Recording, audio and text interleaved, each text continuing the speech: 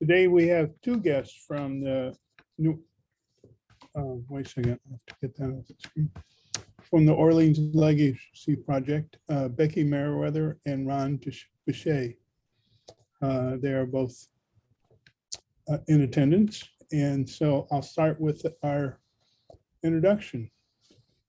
Erace was founded in 1993 to provide a forum for concerned people to come together to deal with the difficult and painful subject of racism.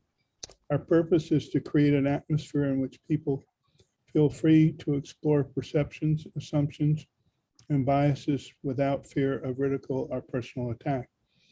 Within the Erace setting, people can open their hearts and minds by questioning others and themselves in structured conversations.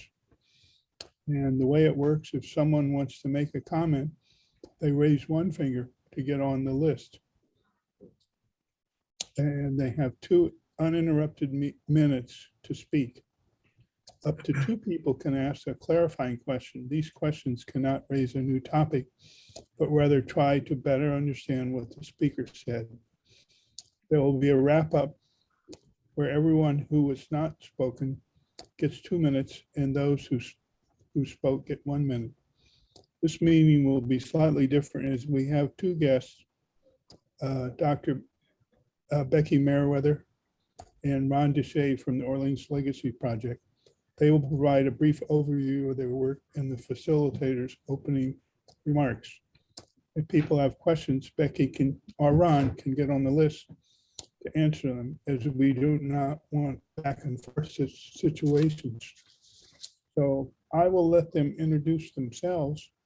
And now we're going to go around the room, and I'm going to call on Becky and Ron first, and then I'll call on other people to introduce themselves. Hey, oh, sorry, Bill. So Becky, introduce yourself. Just introduce yourself, and then you'll have more time in the opening remarks to introduce the Legacy Project. Thank you. I'm Becky Merriweather. I live here in New Orleans. I've been here, originally moved here in '95, and way after, but now because of Katrina, came back in 2015, and I'm here to stay. My husband's a native, and I'm a retired family physician, public health epidemiologist. I'll turn it over to Ron. Good morning, everyone. I'm Ron Bechet, and I am also living in New Orleans and born and raised in New Orleans. I am a part of the Legacy Project with Becky and many others, and I also am an artist, and I teach at Xavier University. Thank you. We look forward to hearing more in the opening comments. So I'm going to start and ask people to briefly introduce themselves. Phyllis?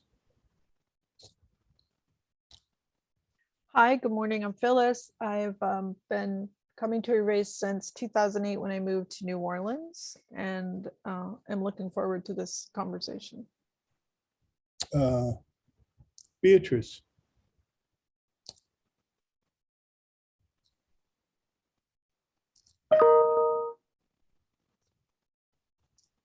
Beatrice, you're muted. I kept pressing the button, it wouldn't, I'm sorry.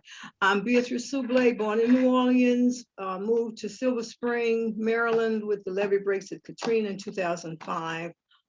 Been coming to Erace since 1993. Good morning, everyone. Thank you. And Marva. Good morning. My name is Marva.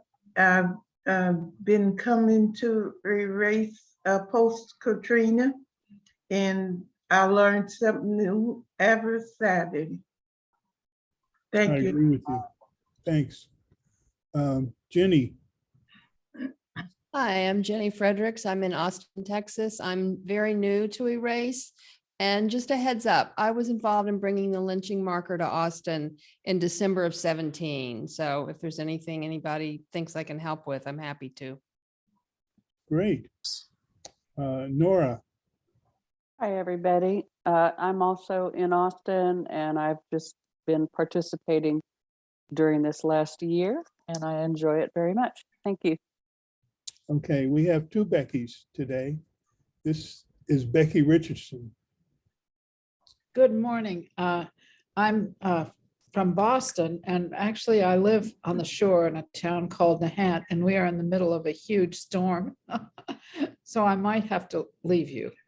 But I'm looking, I love being with all of you on Saturday morning. Thank you very much. And I'm looking forward to today's.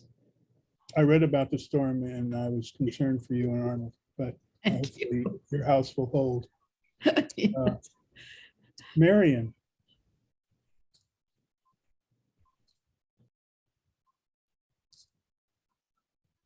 Good morning, everyone. I'm Marion Lagarde.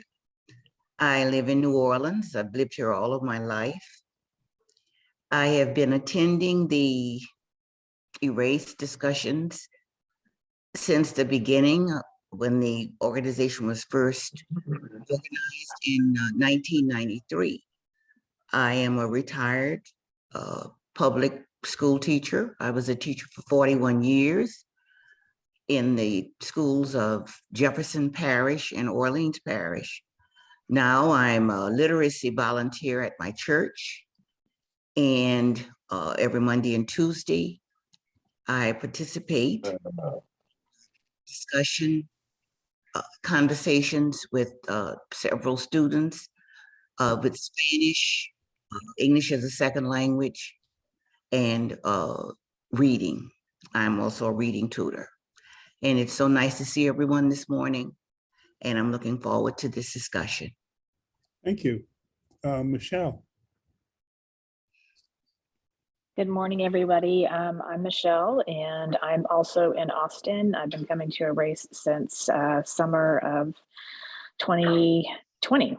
So look forward to hearing all about this, especially since I was also somewhat in tune with what was going on in here at Austin and the lynching marker. Jean.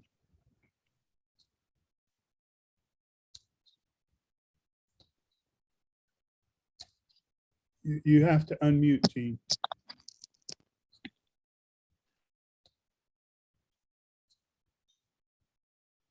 Jean, can you hear me? You have to unmute. Okay, I'll come back to you. Pedro. Hey, good morning. I've been coming to Erace since about the time Michelle has. I'm with Co-op Radio, have a radio show, and a significant number of shows are focused on Black studies. So I find these meetings are very, very helpful in that pursuit, and look forward to today's meeting. Thank you. Okay, Lynn with an L.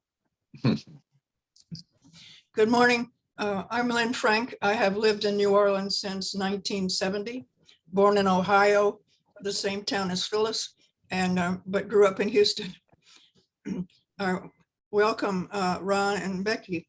I'm so glad to hear about how this project in Montgomery by Brian Stevenson can come to our town. And Ron, I met your dear wife, Troy, in the welcome table. Oh, great. Yeah. Wonderful.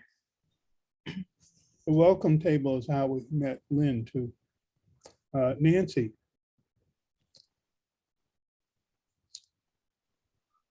Good morning, everyone. My name is Nancy Moore. I have been coming to, I'm here in New Orleans, and I've been coming to Erace since June of 2007.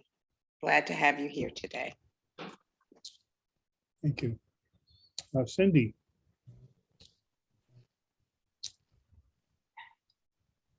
Good morning, everyone. I'm Cindy Morse in New Orleans.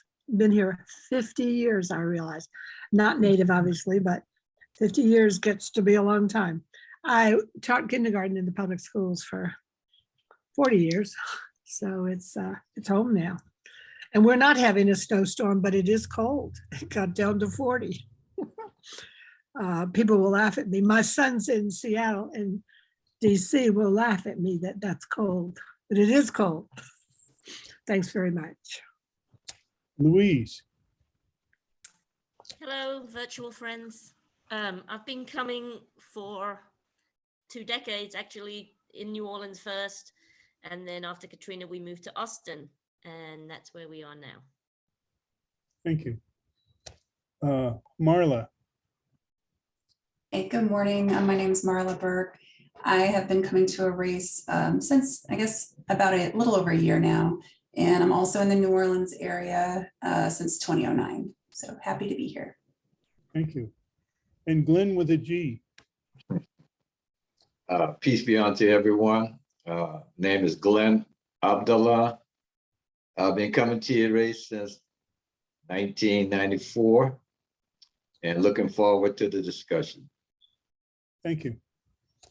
And so now I'm going to ask Becky and Ron to do a brief introduction before we start the discussion about the Legacy Project. Well, thank you all for this opportunity to chat about the Legacy Project. Just to start off, can I just see a show of hands? How many of you have been to the Legacy Museum and National Memorial for Peace and Justice in Montgomery? Okay, all right. So for those of you who haven't, that National Memorial is also known as the Lynching Museum. And I first went there with my husband shortly after it opened, and heard right before we went that there was an opportunity to bring a duplicate of the county specific memorial markers back home. And so I went there with the intention of finding out how to be part of that process. Long story short, I discovered that the Equal Justice Initiative has a process that they refer to as community remembrance projects. And those are grassroots diverse organizations locally that work together to bring forward this history of white supremacy and violence against people of color, particularly Black people. And the link between that history during the Jim Crow era, when these lynching memorials are targeted, to present day mass incarceration. And of course, that legacy goes back even further to slavery as well. And I began by asking EJI for a list of the people from Orleans Parish who had been there and volunteered to be part of doing this work. And to my surprise, they sent me a list of names and emails. And so we reached out, and I believe it was 2017 or 18. I've lost track of time now, I apologize. But we gathered 8 of us on a Saturday morning and began the process. We have grown by kind of word of mouth, people reaching out to other people they knew and inviting them in. And altogether, we have over 100 people on our mailing list, though most of them don't attend meetings. So we tend to have a small core group that has been doing the work.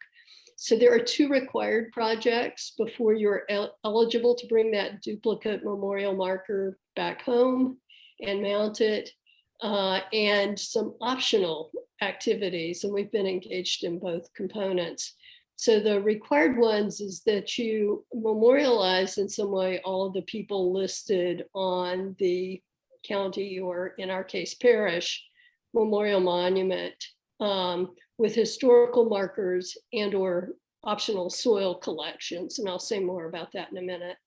The other required component is that you hold a public senior high school essay contest on racial justice in collaboration with EJI. They make awards and do the judging.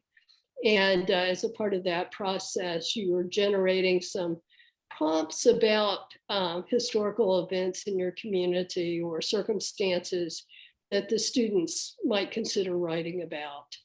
You can do enrichment activities around that. We're about to finally, I hope, launch that We planned to do it a couple of years ago and it got delayed by COVID and the challenges in the public schools around that. For those of you in New Orleans, you know, we have the extra challenge of having an all chartered school system, which makes it very difficult to reach out and coordinate.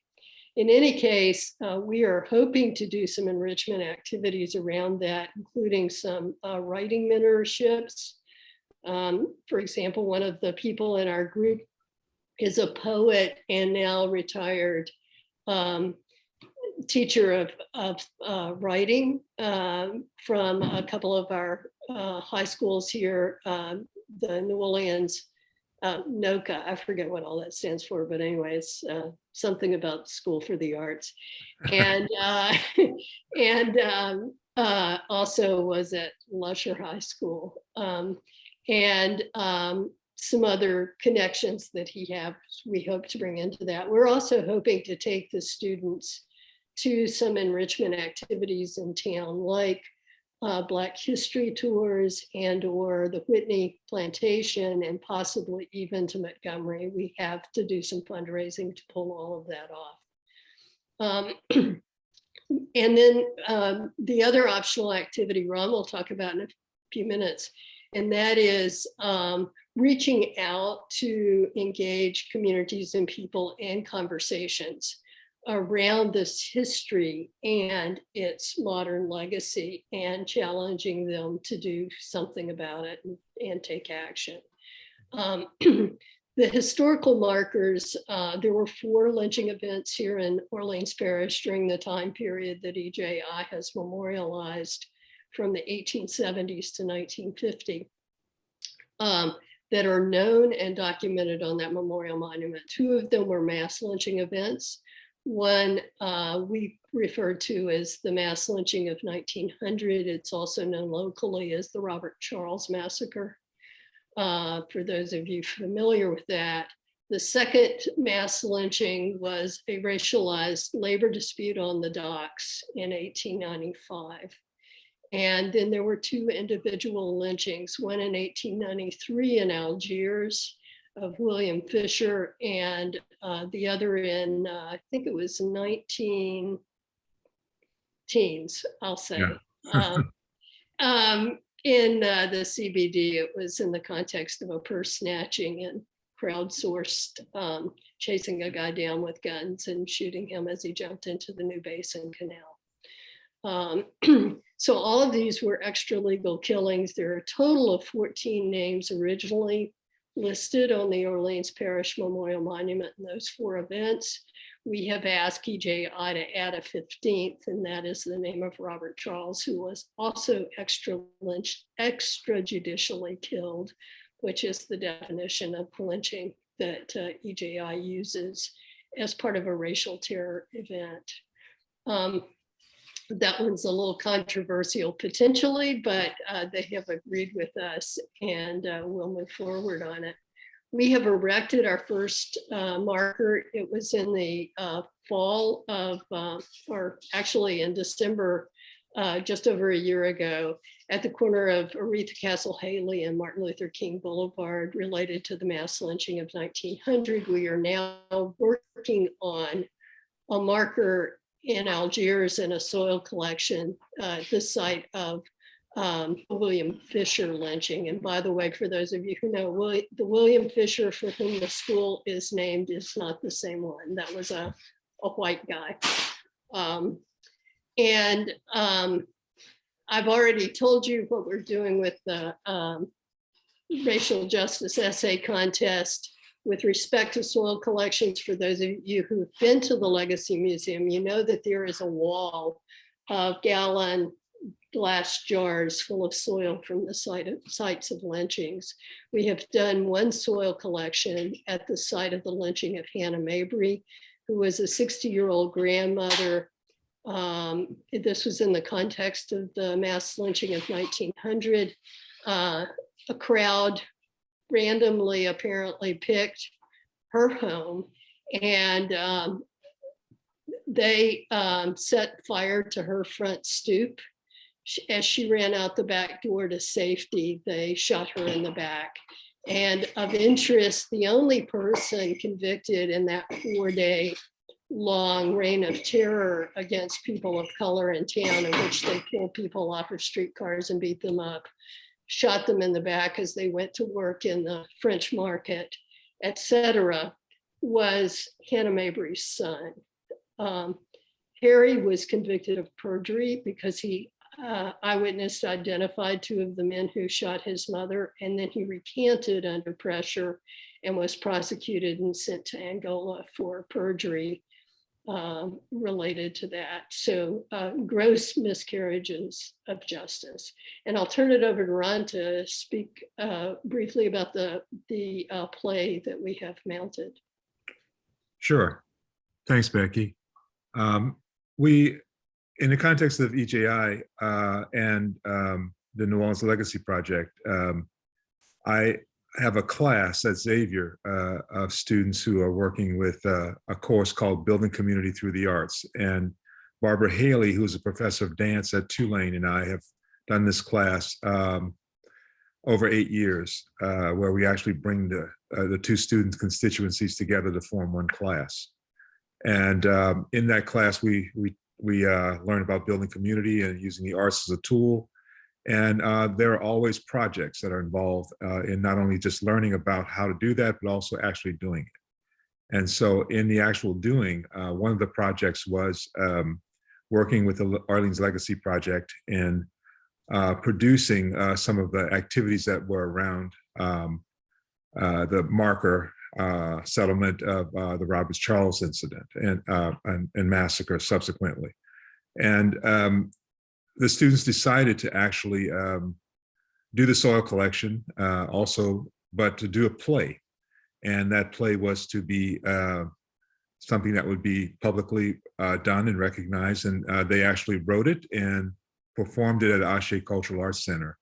And then after the performance of the play, there was actually a discussion that was led by the students. And the students, we invited the community, and there were, I guess, somewhere in the neighborhood, well, the class was fairly large. There were about 20, 25 students, but also possibly about 20 community members that also attended the performance. And after that, the performance, the plan for the students and the plan for the Arlene's Legacy Project is to continually use that play and that performance in its original form to actually help have discussions around the incident and around the topic of what happened then and how it's happening now. And the way that the students kind of framed it is that they brought the past using this incident to the present, and using what's going on with killings around the city, particularly those done by police and authorities, and use that as a way to kind of have a discussion around what's going on today, and not just necessarily thinking about just the past. And so that was and it's also now too in production.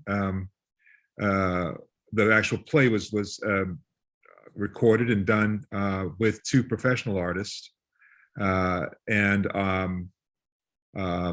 thinking about the 2 actors, and then also 2 rewritten with the student's permission and with the student who originally wrote the play, to actually put it into a video form, which is just about done. And hopefully you'll be able to actually see that performance and see how it's been modified from the original version to now something that's much shorter than the original version, and much more concise about the actual incident and how that incident plays a role in today's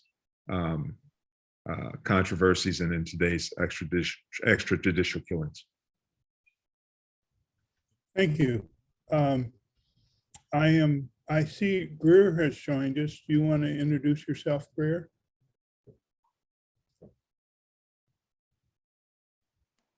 Yeah, my name is Greer Gillamette, and I've been a race member since post-Katrina around 2007.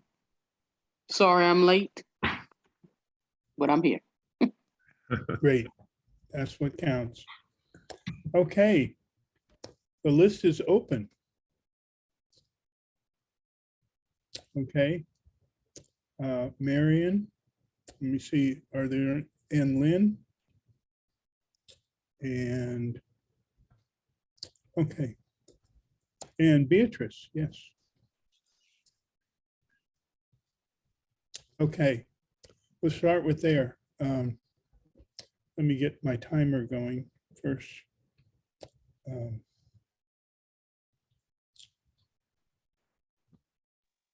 Put me on the list, Bill.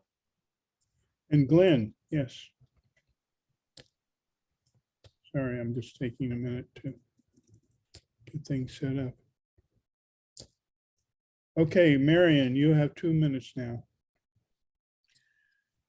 All right, I'm sitting here a little bit shaken, trying to compose myself. I shared this information with some of you, I believe, last year. I know this legacy project is involved with incidents that happened in New Orleans. My mother had an older brother whose name was Joe Nichols, and they lived in the northern part of Louisiana in a little town called Tallulah. But my uncle joined the Navy in the 1940s. And in 1948,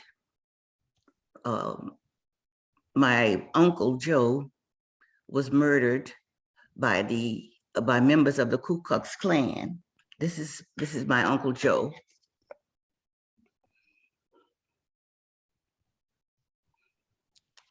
And I didn't learn about this, the facts, until I was 17 years old.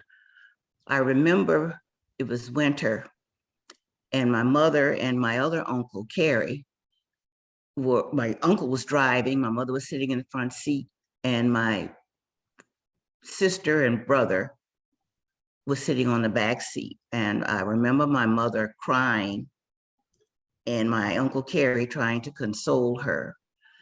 The family was a little hush-hush, was very much hush-hush about my Uncle Joe's death. And I really didn't get all of the facts, and as I said, until I was 17 years old. I was a senior in high school. But he was murdered by the Klan in Houston, Texas in 1948. I don't want to say I'm glad that you're bringing this out, but it is a very good idea that we face these facts and know that people's lives were ruined. And it's such a shocking thing to know that human beings stoop to this level of killing their fellow human beings based on the color of their skin. It's a terrible thing. So I hope I haven't ruined anybody's day, but it just brought out so many unpleasant memories. Thank you, Marion. Thank you for listening. Did you want to get back on the list?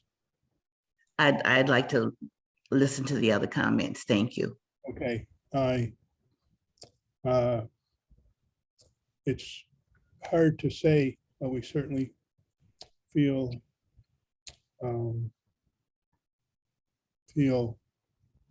overwhelmed by what happened to your family. Thank you. Offer condolences. Lynn with an L. Marion, my heart is broken whenever I think of your uncle and your story.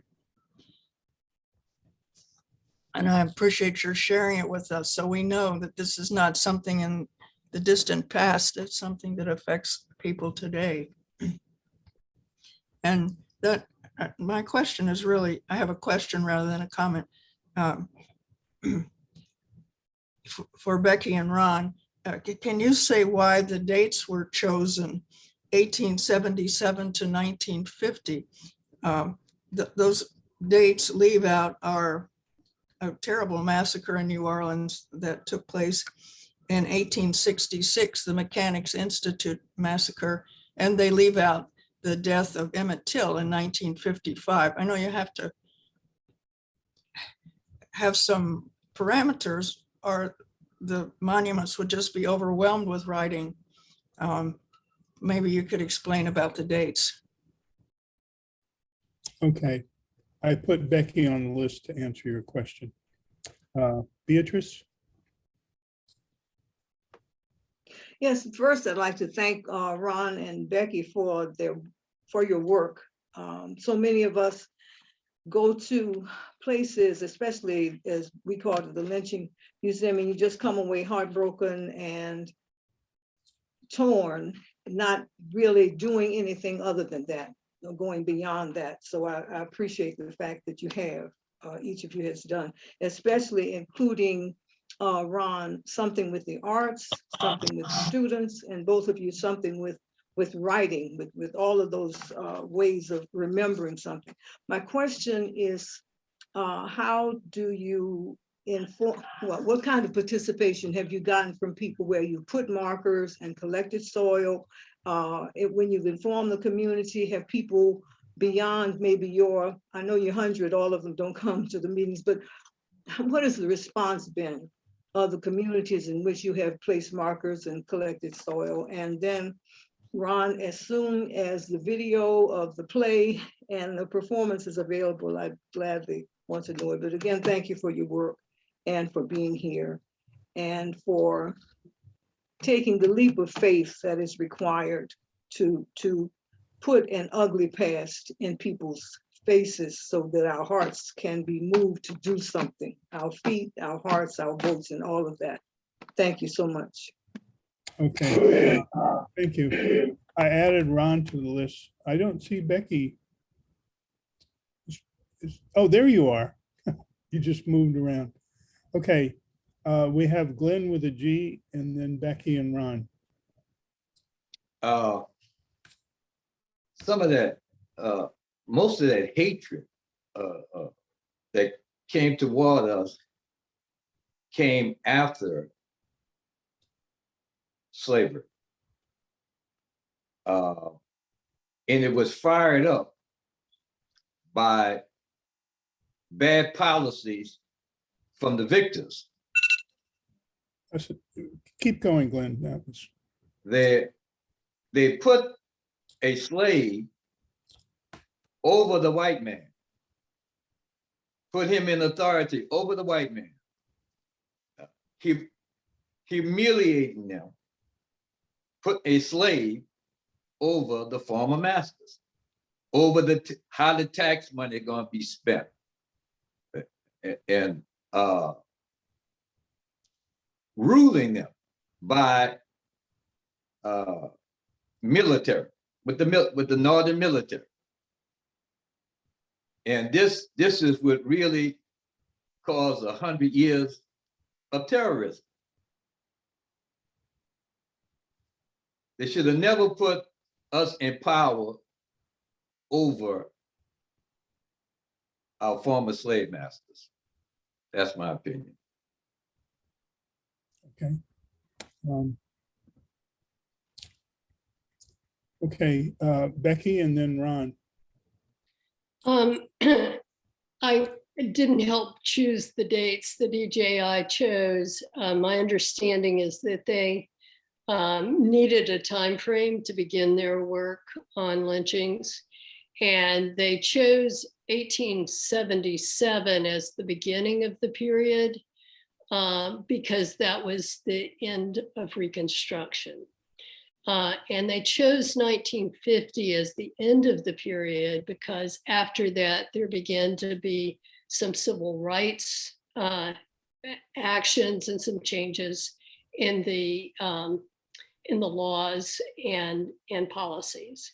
Clearly, the killings and non-fatal lynchings did not start in 1877, nor did they end in 1950. And EJI now appears to be going beyond those timeframes, but as you may know, they have found over 4,000 lynchings in that time period that they've been able to document historically across the country, and literally all across the country, not just in the Deep South. And so there were a number of violent events that happened that that kind of provoked the ending of Reconstruction in some ways, and had to do with the white supremacists sort of reasserting themselves and retaking political as well as on the ground power. One of those was in Hamburg, South Carolina, where one of my distant cousins was the only white person killed and is the only person who was memorialized for many, many, many years in that. In North Augusta, South Carolina, there were also, as you mentioned, lynching here right around that time period. And then just in quick response, how many people have been involved? We did involve descendants of Hannah Mabry in the soil collection. And we tried to engage the Central City community, particularly around the marker that was put in place there in collaboration with Bechet Cultural Arts Center. Had some children from the area that were involved in the unveiling of the marker, as well as an African drum and dance group that called the Ancestors, who are also based in Central City. And there is a recording of all of that that was that's on our website, and I believe there's a link in the fact sheet to it. It was also widely covered by the press at the time, though we were in the heart of COVID. Thank you. Glenn, I saw your hand raised, so I put you on the list. Ron, you want to add to what Becky said? Sure, I can. I guess to add would be to talk about the actual day of the ceremony. Was a wonderful day in terms of being able to actually bring to mind that incident and to bring some healing to that incident was the whole point. And we also had a number of poets that also read on that day to actually talk about healing and to bring healing to that particular moment, and to help us to understand what can we do to help us heal and to help us begin the practice of dealing with what's going on in the past and how we can start to deal with it. And of course, for Barbara and I and our students, that was the whole point as well, was to start to bring some understanding to this and to understand where we have come from and where we are now and why it's still happening, and also too, what can we do about it? And so that's the point of the actual video that was put together, to use that as a catalyst for this kind of conversation, and to have students to start to deal with some of the things that are going on today, and how the past informs the present, and then how can we deal with that to change our future. Great, thank you. I have Glenn on the list, but before he starts, is there anyone who wants to go after him? Marva? Anyone else? Okay, and Becky? Becky. And Beatrice and Lynn. And Beatrice, yes. And Lynn with an L. Lynn with an L, okay. Thanks, Phyllis, that's helpful. I was looking down writing that, but didn't see people. So we'll start with Glenn.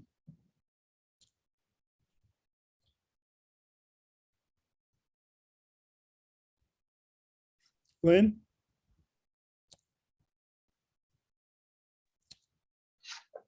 Did you want to speak? Yes. Do you hear me very clearly from where I'm at, where I'm sitting? Yes. Okay. I do.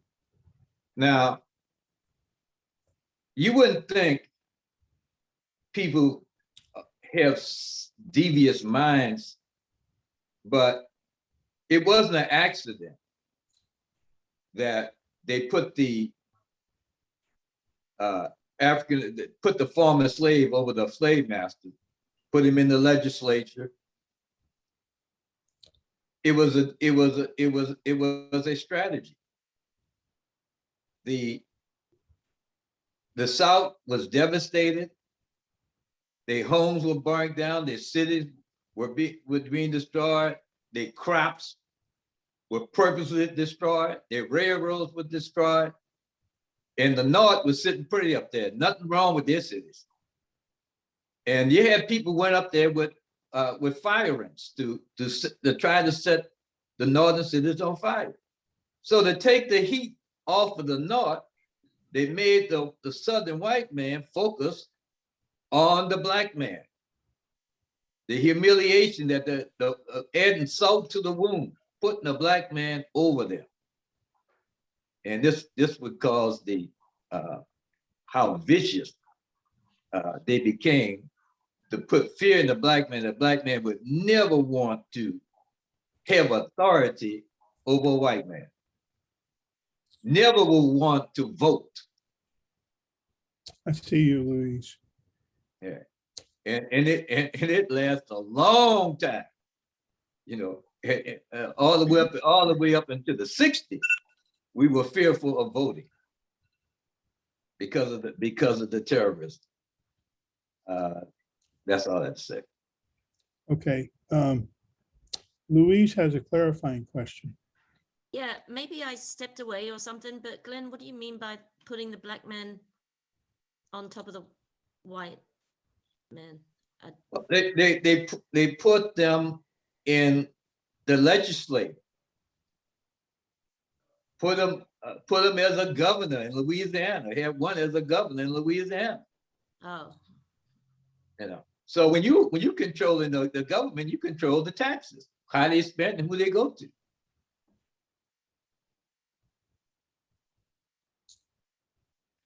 Yeah, that was during. Too much for you to deal with, huh? Phyllis has a clarifying question. Were those people, like the governor in Louisiana, were they appointed by somebody or were they elected by the people? Well, they sure wasn't elected by whites.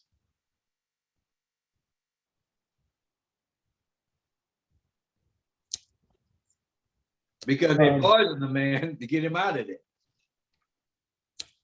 That's an interesting question. If someone wants to address it, I would encourage you to get back on the list. Because I don't know how that worked myself, and I'd be interested to know. Becky Merriweather. Okay. Now we have Becky Richardson next on the list. Yes, I just want to thank Ron and Becky so much for presenting this, and Bill, you for setting this up. I think it's very, very moving. And I hope that we do something in the North too, that we don't just keep up with the attitude that Glenn describes, and that we take some action, and perhaps in regard to sentencing people for crimes that they didn't commit and giving long sentences to people of color. I don't know. That's another area that's very serious too. But this is very, very moving. Thank you so much. Thank you, Becky. Beatrice. Yeah, I have always looked at and read about Reconstruction as a very good time when we did get the right to vote and elected a lot of our, men did. Elected officials were in positions of power and prominence and responsibility, where it was the newly freed who started public schools. That white people, young, poor white people were not able to get public schools. It was the newly freed slaves who started the schools that included everyone. And then in 1877, the big compromise, when the troops were pulled out and people who were dissatisfied and always had been dissatisfied with any positions of power on the part of enslaved people and newly freed people were free to just do whatever they would. I've always read about and looked at Reconstruction as a good time and a heartbreaking time when the federal troops were removed and people, the Ku Klux Klan and other organizations were free to do whatever they would. And if you look at the reasons that people were lynched, if you look at those long pillars there in Montgomery, and the reasons, somebody didn't want to give the right amount for someone's cotton, so the person who argued about it was lynched. I mean, I'm just concerned at Glenn, and I love you because I've known you a long time, looking at Reconstruction in that way, that somebody put somebody, first of all, people were elected, somebody over someone, and so that's how they acted. There was no reason other than hatred, not born by anybody feeling they were under Black people. That hatred was there. The chattel slavery is an example that hatred was there. So I'm expressing a different viewpoint on Reconstruction. Thank you, Beatrice. Just to summarize, the list is now Lynn with an L, Becky, Jean, and Greer. Bill, did you forget about me? I was supposed to follow Glenn. Oh, you're right. You're right. I'll wait. As I get older, I have memory lapse, but you're absolutely correct. So the list is now Marva, Lynn with an L, Becky Merriweather, and Jean and Greer. So Marva. I won't be able to get my story in 2 minutes. I'm gonna do an introduction to my story now, and I'll get back on the list. I remember, if this were yesterday, my grandmother gathered us all in her bedroom. It was approximately 15 minutes to noon, and my daddy's baby brother in his 20s was supposed to be electrocuted at 12 noon.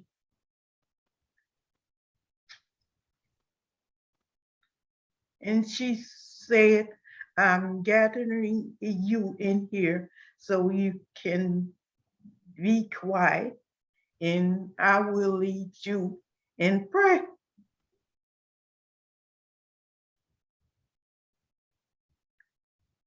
Because your uncle is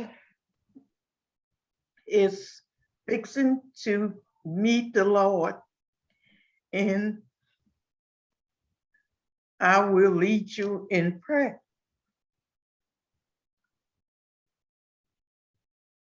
He was a good man, she said, and he was innocent.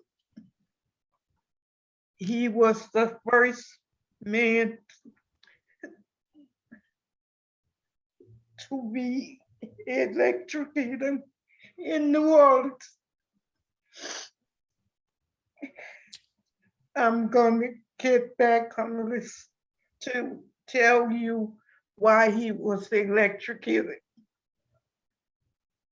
This was in the early 1940s, because I was 4 years old at that time. Thank you. Thank you for sharing that, Marva. Our hearts certainly reach out to you and your family. Now, Lynn with an L.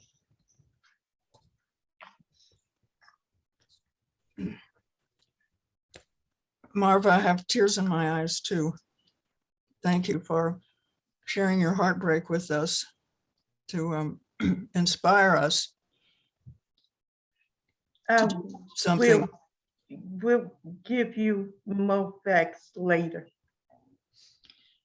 I wanted, rather than make a comment, to invite Becky and Ron to speak on the ways that the past continues in the present. It seems obvious to us, we don't need explanation, but how do we explain it to people who say, why dig up the past? It's not pleasant, it's divisive. Is the past, is it just a coincidence that these kind of things still happen?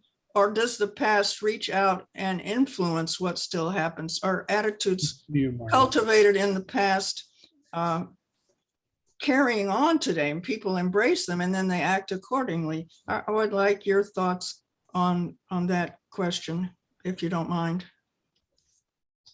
Well, Becky Merriweather is next on the list, so she can address your question if she wants. Or if you don't want, if you had something else. So very briefly, I believe that during Reconstruction, the people who had participated in the Confederate Army or Confederate government were barred from voting. And so most of the Black people who held elective offices were in fact elected. During that time, Black men were given the franchise and it was taken away for a period of time and then later restored pretty much to everybody who had been part of the rebellion. With respect to Lynn's question, I think we hear this, as you would expect, fairly frequently. Why bring up the past that was over 100 years ago? I remember somebody specifically saying that to me about the mass lynching of 1900. And the reason is because it's still happening, quite literally. We still have white people in power using that power, sometimes government given power in the form of police. And I would also say elected officials to victimize people of color and keep them from being fully enfranchised and enjoying the liberties that are promised as part of our government and our ethos, supposedly.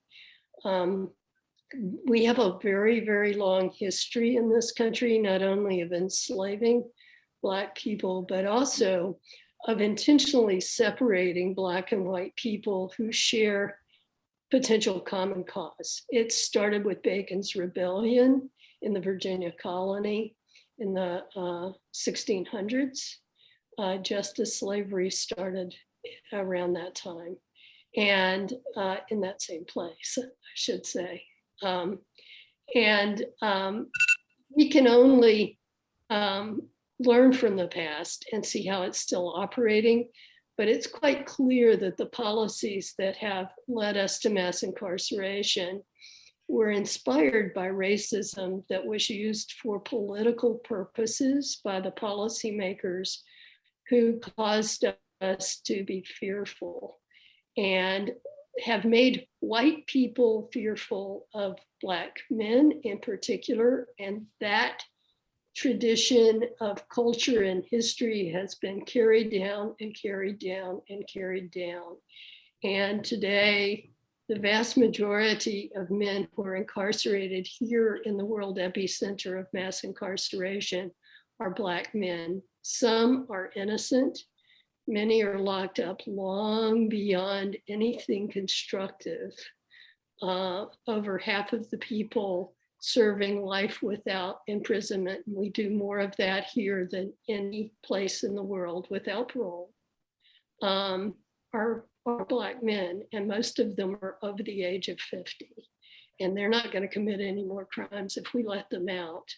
But we continue to put money into things like that and not rebuild our community-based infrastructure that could enable our young Black people to really have a shot at being part of the American dream, and they have no hope. And that's especially true here in New Orleans. They don't expect in many cases to live past 20. And when you don't expect to live that long, you don't honor life. And those of us here know we're currently experiencing a spike in serious violent crime. All of this goes back to those same attitudes and those same responses that are non-constructive and aim to keep white people in power. Becky, would you like to get back on the list? I'm done. Sorry if I went over. That's okay. So the list now is Jean, Greer, Marva, and Ron. Would you like to address the questions too? I put you on the list if you would like to be. Okay, so the list is Jean, Greer, Marva, and Ron. So Jean. I have my hand up. Oh, and Glenn. I got you, Glenn. And Marva. Oh, I have Marva. Oh, okay, good. The list is Greer, Marva, Ron, and Glenn. Since the subject of Reconstruction came up, I have a friend who I met her at Howard Law School. She just published a book in November called Black Was the Ink, and it's all about Reconstruction. And it's a marvelous book. It's a young reader's book, but it's for everybody. And it really does tell just how marvelous that period was for Black people, for legislators. And it's Michelle Coles is the name of the author. It was just published in November. And back to Becky's comment, all we have to look is the number of Black men who are exonerated from their crimes, you know, many years after they've served 20, 30 years, or have even been murdered, to know that this is still with us, the lynching. Anyway, thank you. Jean, I have a clarifying question. Did you say Howard Law School? I'm sorry, I didn't hear. The law school you talked about, was that Howard University? Oh yeah, I'm a Howard University graduate, law school. Thank you. Yeah. Should I put it in the chat? No, you answered the question. I didn't hear it. No. Should I put the book in the chat in case anybody, it is on Amazon and other places. Yes. It's a great read. Oh, the book title, yes. Yeah. I would put that in the chat for sure. Right. And it also deals with Black ownership of land. That's another side issue. Thank you. Thank you. So the list is now Greer, Marva, Ron, and Glenn. Greer. Okay, I was sitting and I was thinking about what my Uncle Glenn said. And, you know, I just sat back and I thought about it. I said, hold up, don't go off on your first instinct. I said, sit back and just listen. I listened and I listened and I thought. And this is what I came up with. First and foremost, we want to paint the North as a benevolent entity in the Civil War. But you forget that Lincoln would have preserved slavery. Remember, border states didn't lose their slaves. He said, if I could keep the Union and keep slavery, I'd do it. But if I can't, I won't. Not those exact words, but pretty much. So this was by taking away, like, I forgot who said it, when they took away the white man's vote, then yes, Blacks were allowed to flourish. But I honestly think this was strategic.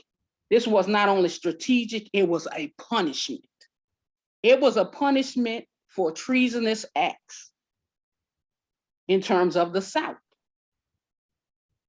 They knew what they were doing when they took away those men's right to vote, because that was part of what was guaranteed to white men who are landholders. What was more disheartening with this is it was strategic. We're gonna punish you. We're gonna make you feel like nothing. Then we're gonna welcome you home. You know, that's what abusers do. We're gonna punish you. But then, oh, let's get back together. You know who was on the outside of that? It was those people who were slaves who are now free. Because there was nothing in place to protect those people. And that's why what's happened to us during slavery, post-slavery, and even up to this day was allowed to happen because the laws were never meant to protect us. Because if they knew what they were doing to the white Southerners, they knew there would be repercussions, but they, as in terms the North, didn't have to worry about that happening to them. They didn't have to do anything about it. Look at where we are now. They just sat back and watched. It's always bigger than we think. That's it. Thank you, Greer. That was very insightful as always. Marva, it's your turn again. Okay. My uncle was named Paul Washington. He was arrested at the bus stop at 4:30 a.m. at Tulane and Gayosa on his way to work. He didn't have a car. The neighbors of a white person reported to him his wife was receiving a Negro after he had left for work for about midnight. And he doubled back after he got the information from his neighbor. And he was there, the Negro. And he broke into his house. He knocked the door down, and the noise alerted her lover that he had returned back home. And he jumped out the window and he escaped the neighborhood, from the neighborhood. And he was having an affair, ongoing affair with his wife, a white woman, with this Negro. And that night he doubled back. He beat his white wife and called the police. And she said to save her husband's face, she told him that he broke in her lover and raped her. My uncle was at the bus stop leaving for work, and they arrested the first Black man they seen. And mind you, he did not see the man's face. Later on, after my uncle was judged and sentenced to execution, a man named Jughead, I don't know which his real name, I can't remember, confessed to having an affair with this white woman. And they didn't want to hear nothing about this. They had scheduled the first electrocution and they did not want to cancel it. And the Louisiana Weekly ran that story, how my uncle was innocent, and they had interviewed the man that she was having an affair with. And they did not do anything about it. They, I remember vividly, I was the third oldest in the family, and I was 4 years old, and everybody else was under me. And we, strange things, a strange atmosphere. We was quiet. We did not move. I don't know how children grasp the intensity of the moon, of that moment. And I looked around. It was the quiet before the storm. The grown-up was in the living room and crying and everything. And my grandma had the wear of it all to gather us in her bedroom.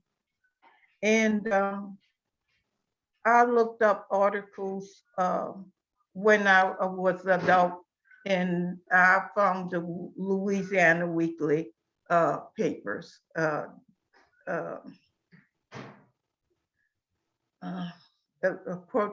Saying that he was innocent, and a man named Jughead, his street name Jughead, was a different complexion from my uncle.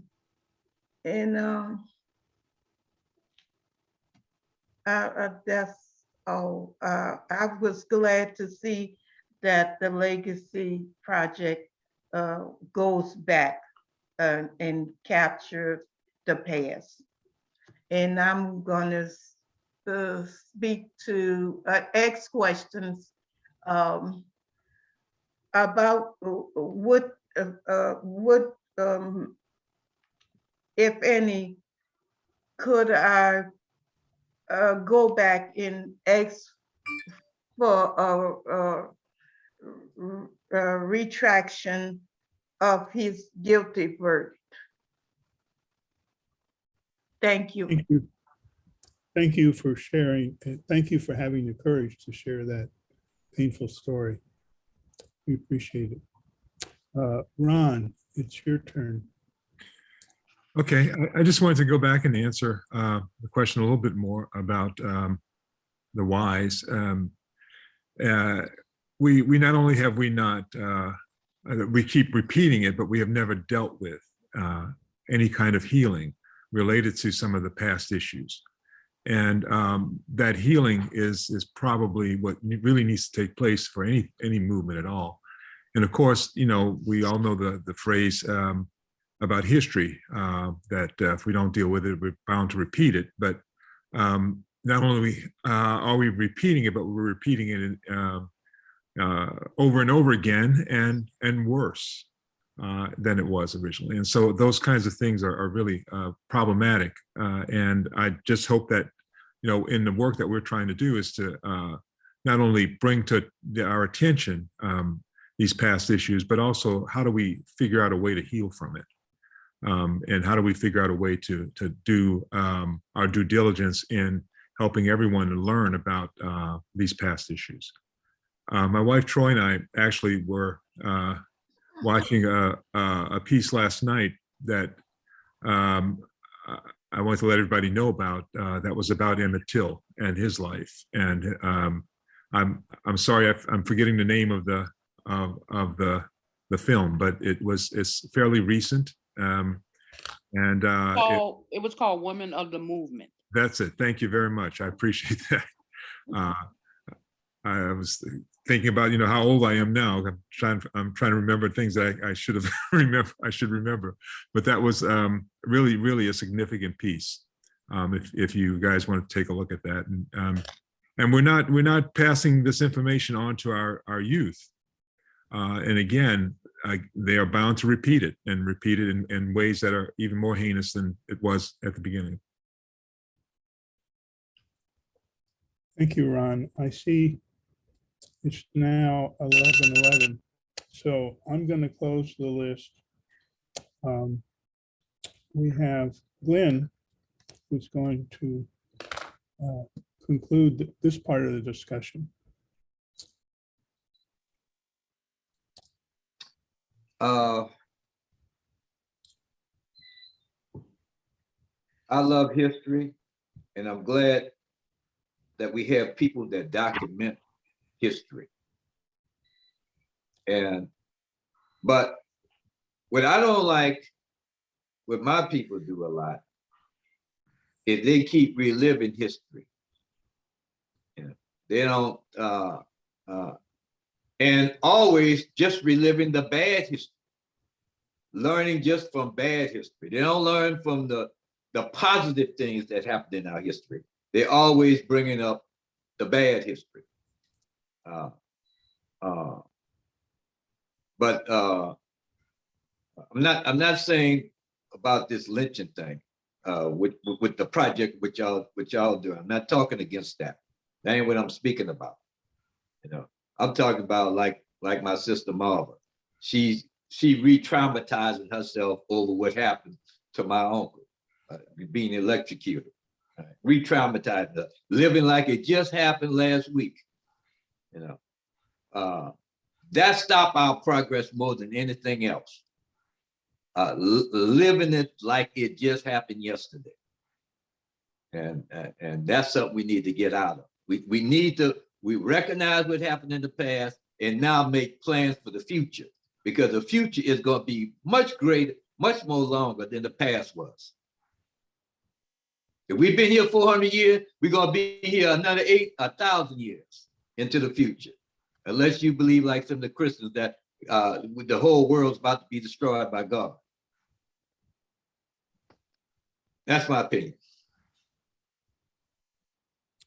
Thank you, Glenn. Now we're going to go into the wrap-up phase.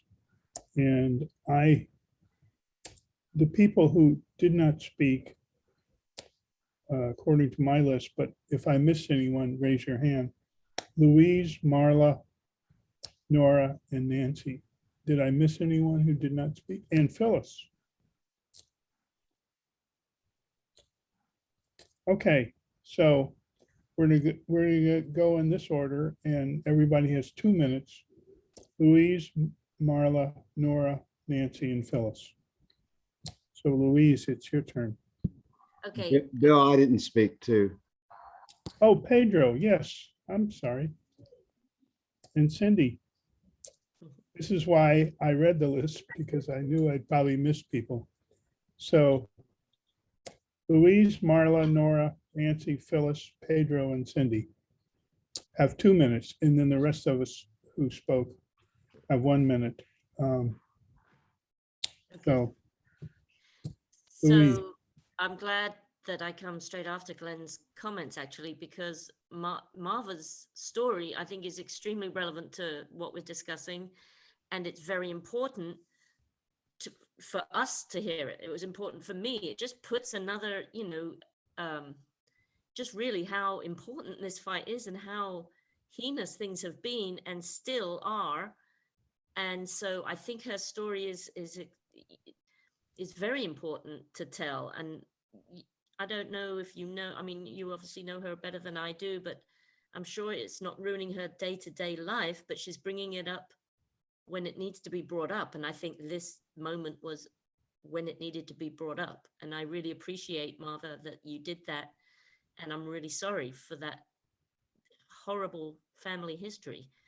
I don't really have anything else to say apart from it was good listening to people today and learning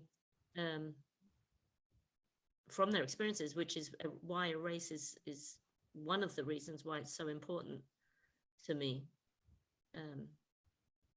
So thank you. Thank you. Marla. Yes, I would just follow Louise and second everything that she said. And also respectfully submit that we all grieve and handle things in different ways. And we really should be gentle with folks and not telling them how they should grieve or talk about things. So I really appreciate everybody who shared everything, and thanks to the guests as well. Glad to be here. Thank you. Nora. Yeah, thanks everybody, and especially Marva and Marion for the courage to tell your stories. I'm I'm also wondering about if there's been any backlash as far as all the nonsense to do with critical race theory that might put obstacles in the way of your project, Becky and Ron. Thanks, everybody. Thank you. Nancy.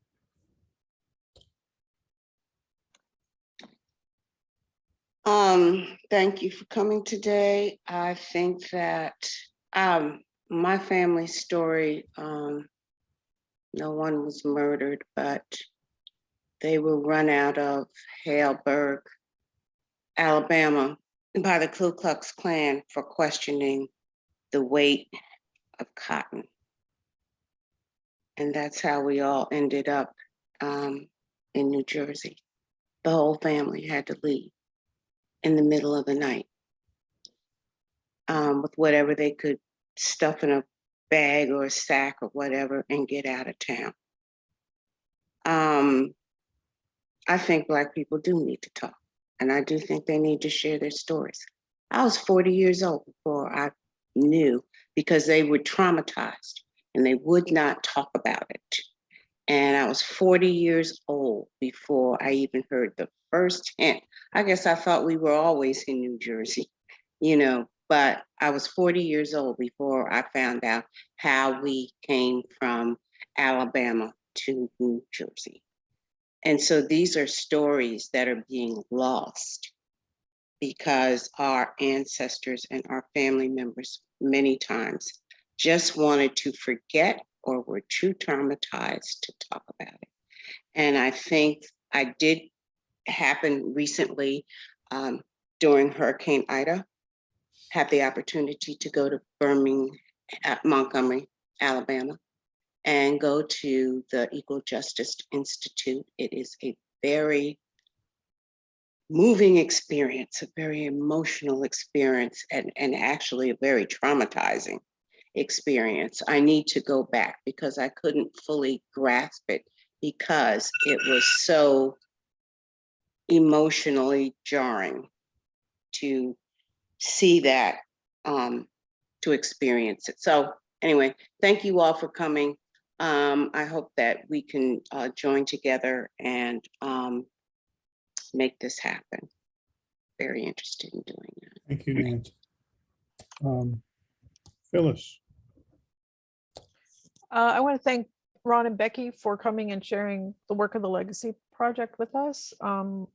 Reading your fact sheet, it was striking to me the places I've been where some of these things happened, where we just go about our business and there's no acknowledgement of those things happening, you know, like especially the French market.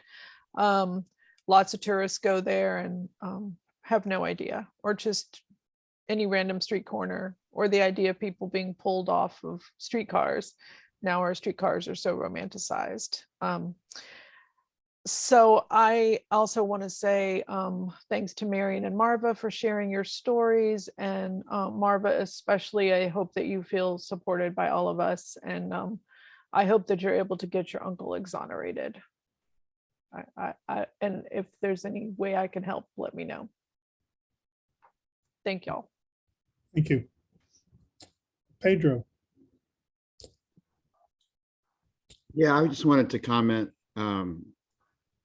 First, I think the Legacy Project, it's very important.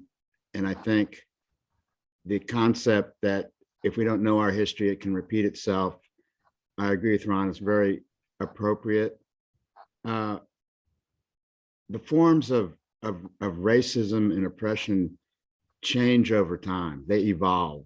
And you can't map out that evolution if you don't hang on to the history. And the results today of the hugely disproportionate amount of COVID deaths that occur to poor people and predominantly and disproportionately to African Americans is not just because of our failed health system, but it's a form of systemic racism. And there's a number of other examples, the weatherization stuff we've talked about on this platform, about how some people just have to fight through more prejudices and those types of things that other people don't have to carry. And and the challenges that poverty brings. It results in over 10 years more life expectancy loss. This is according to science that's been published by the Brookings Institute. So I really applaud the Legacy Project for its work and hope it can connect more current forms of oppression to their legacy examples. And then lastly, I think the examples shared tonight are such powerful reminders of all of the above. So I really thank everybody, and particularly Marva and all, for sharing their stories. So have a great week. Thank you. Okay, Cindy. Pretty much has been said, all the things I was thinking. I grew up in the South. My world was basically a white world, but a block away across a big drainage ditch was the Black neighborhood. That changed over time. My dad became involved with a Black church that had been burned, and his work, his ministry work crossed the racial line when I was about 10, a lot. But still, the day-to-day interaction as a child was basically a white world. I started teaching here in the public schools, in mostly Black schools, and it was a wonderful awakening, but to see the extent of the damage caused by racism, poverty over a lot of years. I mean, they're the little kids I'm dealing with, but already the results. I mean, one child came to school one morning having just tripped over a body as she walked out of her house. Somebody had been shot on her doorstep. You think, no child should experience that. And it would not have happened in the neighborhood I lived in. It happened in a poor Black neighborhood. There's a lot of damage resulting from racism. And the question where I get stuck is, okay, what other ways can I do? What other things can I do? Read about it, learn more, give money to groups that are doing good stuff. But it's hard to know how I can fight against it, except my own voice to people I know. It's exhausting, but it's also enlightening. And you guys having a group this big that's mixed, we need a few more Black males, white males too, but anyway, thanks. Thank you. I'm going to cede my facilitator wrap up to Becky and Ron. So I'm going to take a couple of minutes now to just share a few thoughts. Well, all the 1 minute people still have to go. I know I'm putting myself in the 1 minute pile because my facilitator wrap up, I'm going to share with Becky, cede to Becky and Ron. And I just wanted to respond a little bit. I want to thank Nancy, Marva, and Marion for sharing their family stories. We read about these things a lot, but to hear it from people that we know and respect and love, it really brings it home. And so I really thank you for having the courage to share that with us. And this has been a very meaningful session for me. So I want to thank Becky and Ron for joining us. So now we're going to the 1 minute section, and we'll start with Beatrice. Yes, thanks to Marva, Nancy, Marion, Ron, and Becky for your sharing. And the idea of blood memory is important, and that's what we carry with us. The idea of generational trauma is important. You know about the Truth and Reconciliation Commission. Some of us try to get to reconciliation without dealing with truth, and it can't happen. It cannot happen. Mencius, the Chinese philosopher, says, is there any difference between killing a man with a stick and with a sword? The king said, there is no difference. Is there any difference between doing it with a sword and with a style of government? There is no difference. And we need to remember that. And thank you again to everyone who shared. Thank you. Marva. Thank you for all your emotional support. And I'll be contacting the Legacy project for ways and advice of me going about clearing my uncle's name. Thank you. Thank you.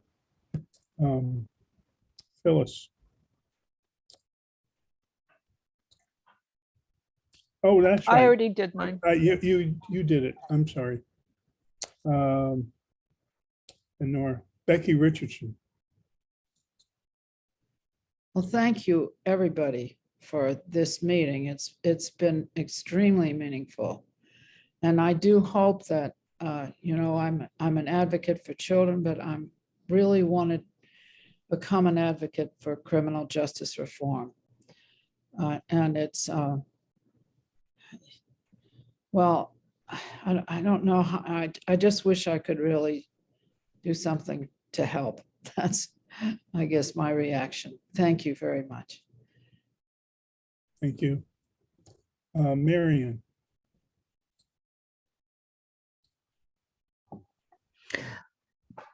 I would like to thank Ron and Becky for the work that they're doing to bring these truths to the forefront so that the general public can see there are people that don't want to talk about this. I'm sure some of you will have heard the news about the critical race theory issue. This is going to hurt white children. I said, well, what about Black children? Don't they count for something too? And as someone who's been here since dinosaurs roamed the earth, I'm frankly quite tired. In fact, I have on a shirt this morning. It says 1619, and I've been asked about that. Some of you know that's when the first West Africans were brought here to be enslaved. But I hear the buzzer bill. But I want to thank you again, Becky and Ron, for this opportunity, giving us this opportunity to speak and share so that we can bring about some type of healing. It really does hurt. It's really painful. And as I say, to be as old as I am, and we are still fighting and struggling, trying to get other people to understand that we are all human. We belong to the human race, and skin color is not so substantial that it should bring pain to people who did not create themselves. We're still human. We have a soul, and we really need to get to the point where other people accept this. Thank you so much for what you're doing in the Legacy Project. Thank you so much. Thank you, Marion. I wanted to add one thing. This group has inspired me to not ever remain silent when I see a racist action. And I made that vow to myself.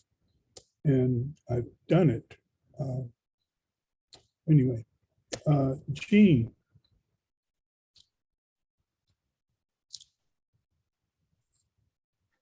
I'm sorry. I want to thank Ron and Becky as well, and Marva and Marion and Nancy for sharing your stories. Very heartbreaking. one would think we should be better than we are, but we're not. Hopefully we will be in the future. And also Maryland has 2 markers for 2 people who've been lynched in Maryland. There are 4 people altogether that we know of. And this has inspired me to look into this further and see what other kinds of programs maybe I could help from home, of course, since my son keeps me in the house. But thank you so much. And I'm so glad that we were here today, and thank you. Thank you.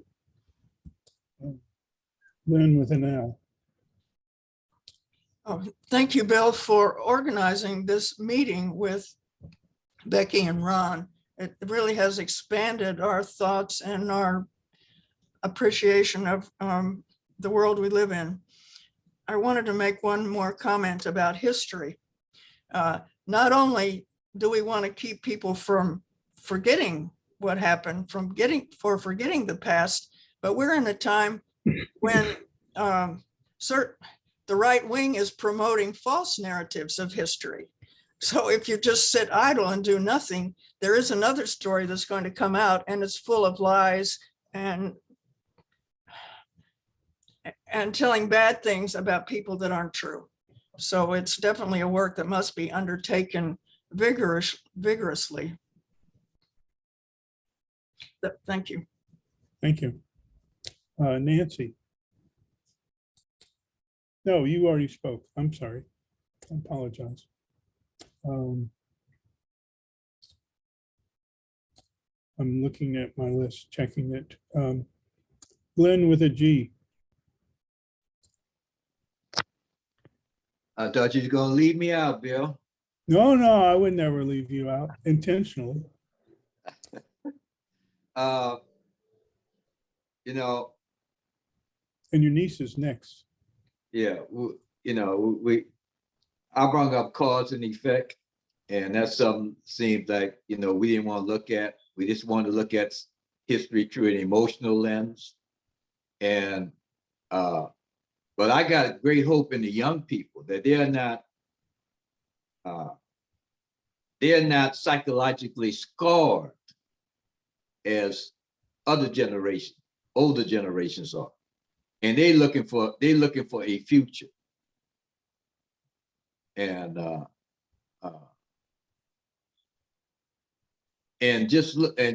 just being emotionally scarred by history. History is look, I love history, but I don't go into it. I go into it looking for the truth and how best it can serve me in the future. That's it. Thank you. And now Greer.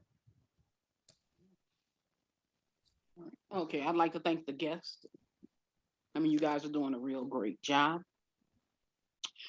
I just want to say, when people were set free, there was no help for them. There was no emotional support with it. There was no therapy for them. And Black people who have come so far, even to this day, have done so in spite of all that. But that does not mean that trauma that happened didn't affect them. And with critical race theory, why is it even a theory when history is supposed to be based on facts, total facts, no interpretation, exactly what happens, like a reporter.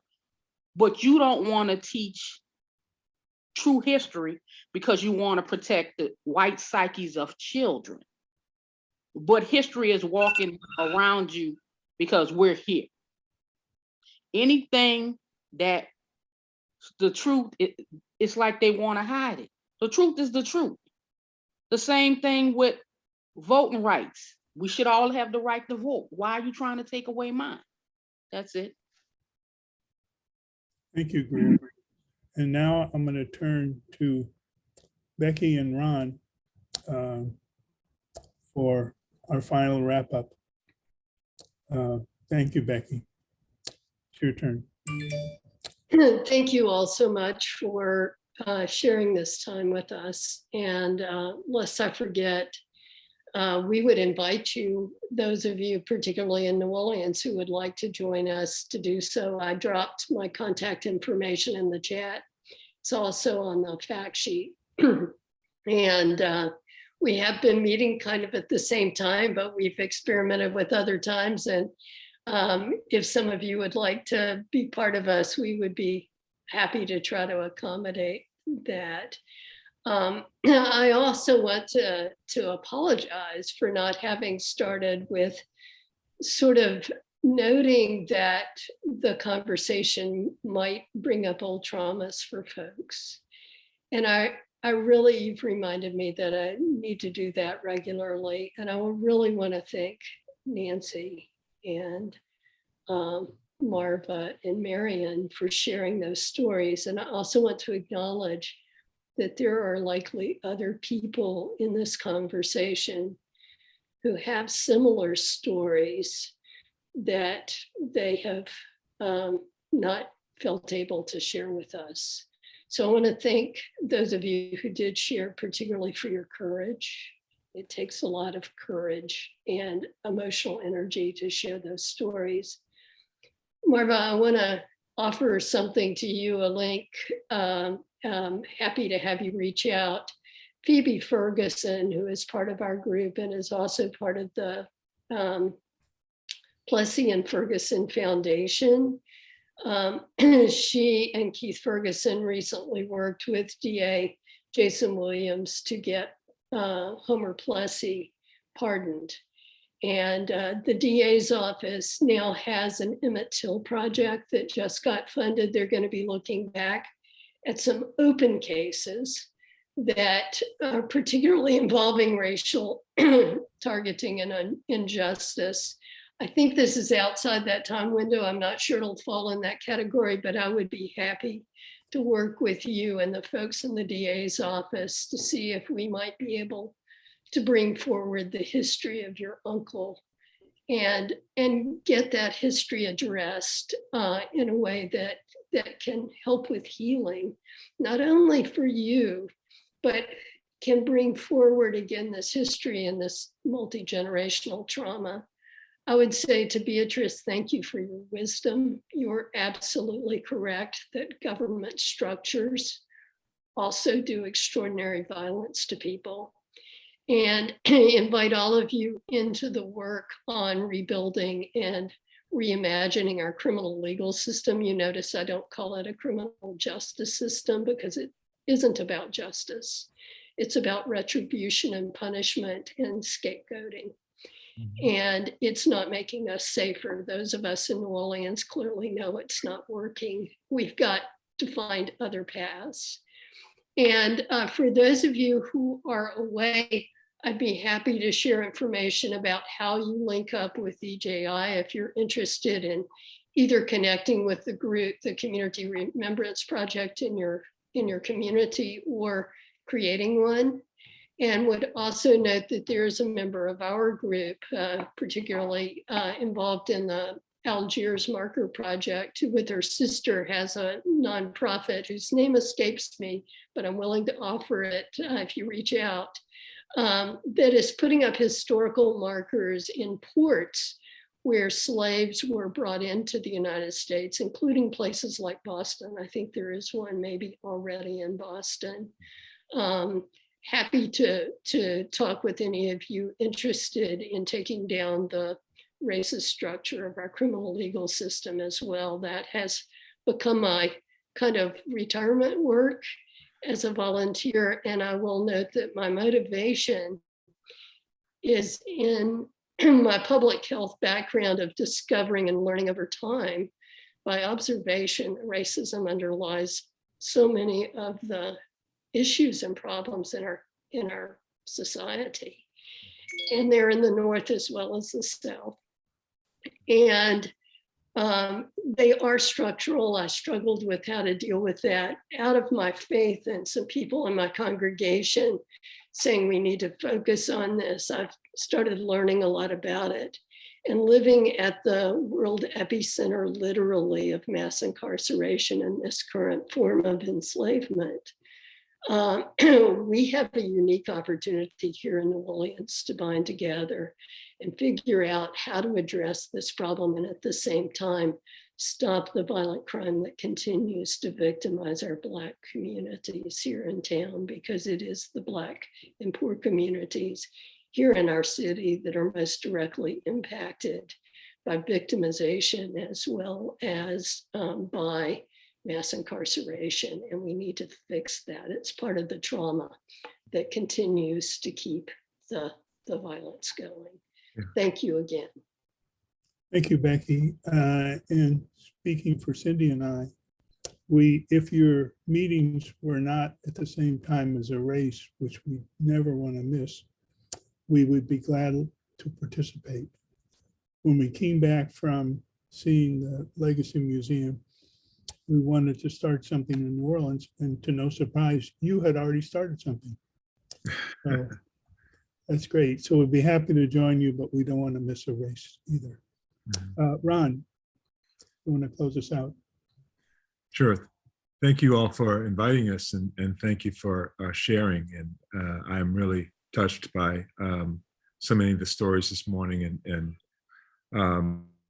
bolstered by the amount of work that we have to do still, and encouraged that there are still people who are in this work and find this work valuable and necessary. And Becky said much of what I wanted to say, so I shouldn't repeat it. But also just to say that with trauma, we found now through research, right, that trauma is passed on through generations, and that, you know, we can't negate that. We can't put that aside. And how do we heal from that trauma is extremely important. And how do we and the only way to start healing it is to start dealing with it, right? And to start understanding that this is something that's really important for us to start putting in the forefront of generation. Or we're going to continue to come up with these crazy laws that are trying to be passed, and situations where power is trying to be, as it always is, just for the sake of power, right? And not to deal with people as human beings. So I'll stop there. Thank you very much, everybody. Thank you, Ron and Becky. And now, Phyllis, I'll turn it over to you for any announcements.